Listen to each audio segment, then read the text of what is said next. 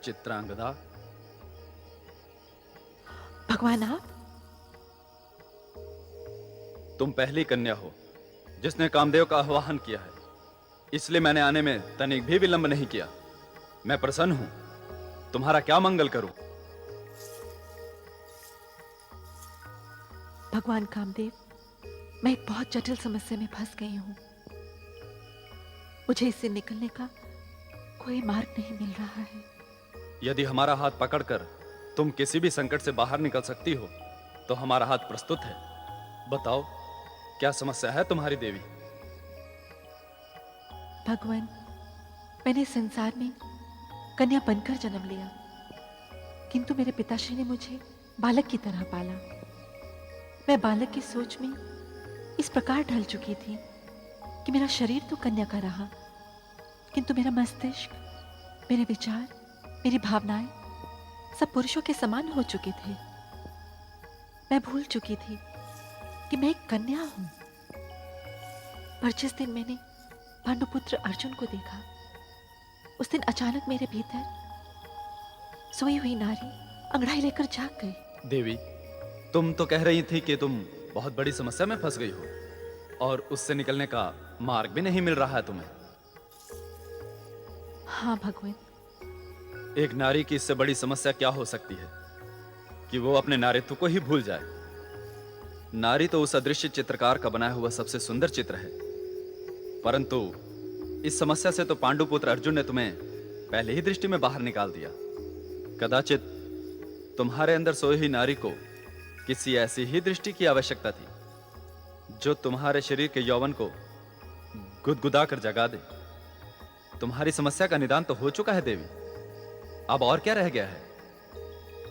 भगवान, मुझे पांडुपुत्र अर्जुन से प्रेम हो गया है। तब तो तुम्हें मेरा वरदान मिल ही चुका है, फिर मुझे याद करने की क्या आवश्यकता थी देवी? भगवान, मुझे विश्वास नहीं कि मेरे मन में जो ज्वाला भड़की है उसकी आंच अर्जुन के मन को भी छू सकेगी, और मुझे इसका ज्ञान भी नहीं कि पुरुषों को कैसे आकर्षित किया जाता है। मुझे समर्पण की इच्छा तो है, किंतु मैं समर्पण का ढंग नहीं जानती। भगवान, मुझे संपूर्ण नारी बना दीजिए। देवी, तुम्हें संपूर्ण नारी बनने का आशीर्वाद मैं अवश्य दे सकता हूं, पर इससे आगे की सहायता केवल मेरी पत्नी प्रीति ही कर सकती है।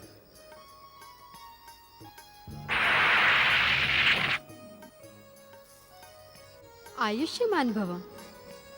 देवी, इस कन्या को तुम्हारी सहायता की आवश्यकता है और मैं विनती करता हूं कि यथासंभव इस कन्या की समस्या का निदान कीजिए।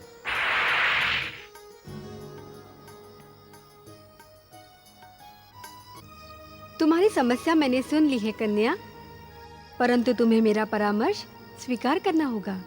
आप जो भी आज्ञा देंगी मैं पालन करूंगी देवी। सबसे पहले तुम्हें इन वस्त्रों का त्याग करना होगा। इन वस्त्रों ने तुम्हारे यौवन और रूप को बांध के रखा है। पुरुष की दृष्टि सर्वप्रथम नारी के वस्त्रों पर जाती है। जो आज्ञा। कहीं जाने की आवश्यकता नहीं है कन्या।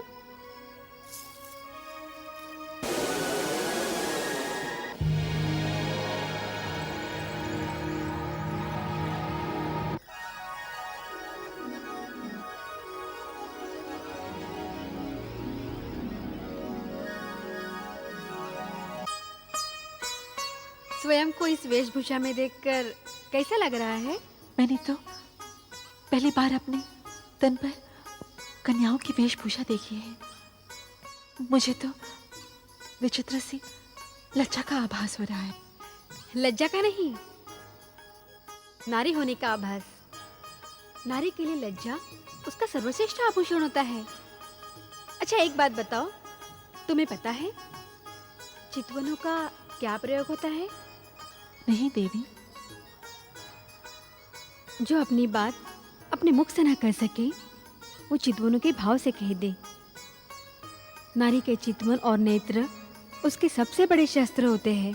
मैंने इस प्रकार तो कभी सोचा ही नहीं था। मेरा जीवन तो धनुष बाण से खेलता रहा।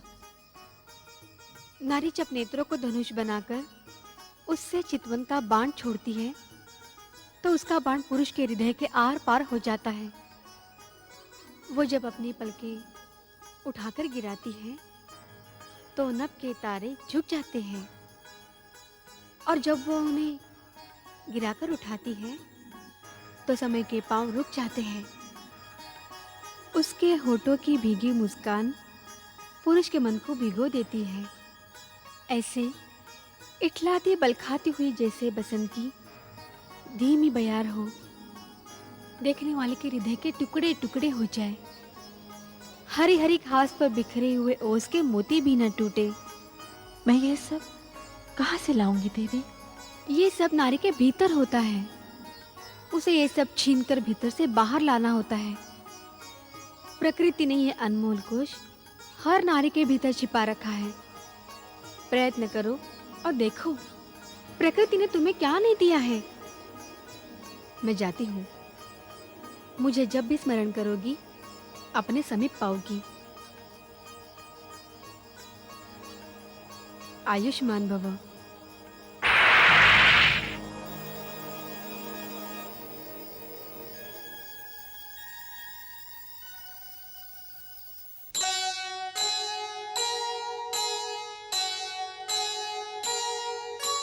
नारी का नारीत्व ही है उसका श्रृंगार। नारी ममता प्रेम का